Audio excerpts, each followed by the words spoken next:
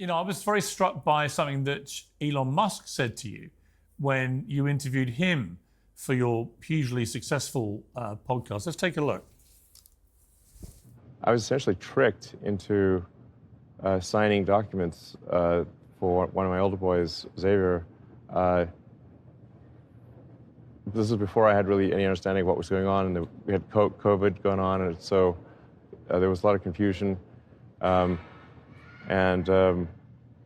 was told, Xavier might commit suicide if he did. That was a lie right from the outset. I lost my son, essentially. They call it dead naming for a reason. Yeah, All right. So the reason it's called dead naming is because your son is dead.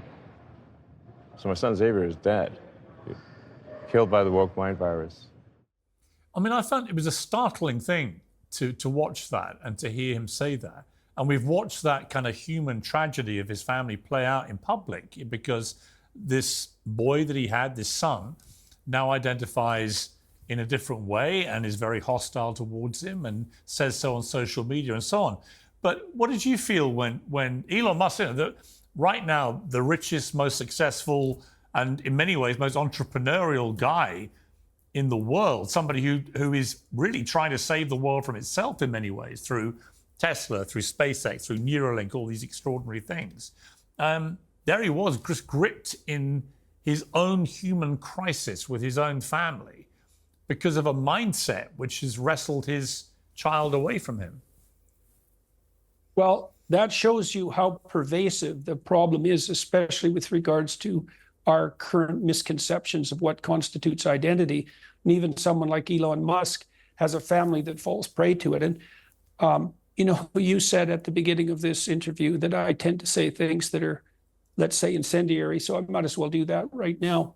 I think that every single medical professional and psychological professional who has been, who's played a role in facilitating the trans butchery of minor children should be put in prison for the rest of their lives for crimes against humanity. It is the worst medical and certainly psychological scandal that I've ever seen in my entire life. And the only things that I've seen that rival it are the medical experiments that were conducted by the Nazis and the Japanese in the running up to World War II. It's absolutely 100% unforgivable. And that lie they told Elon Musk, would you rather have a live trans child or a dead child? There's never been a single bit of evidence to suggest that has no grounding whatsoever in empirical fact. It's an absolute bloody lie. It's pathological beyond belief. We know in the United States, for example, that at least 8,000 young women have been subjected to double mastectomies, minors.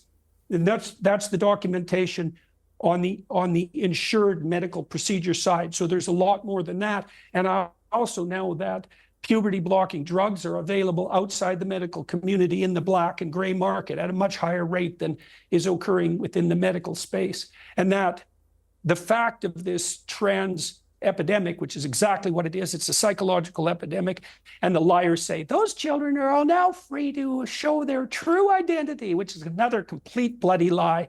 All of that's it's so unacceptable. It was so sad to hear Musk walk through that. I mean, there's a world of grief behind that story, and there's plenty of stories like it.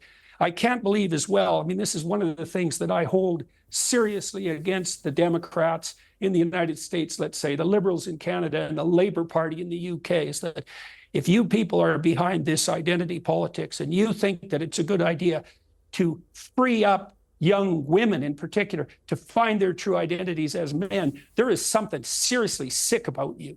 It's inexcusable. It's absolutely inexcusable. There is no evidence whatsoever for any of those gender transformation identity claims, as the Cass report clearly indicated.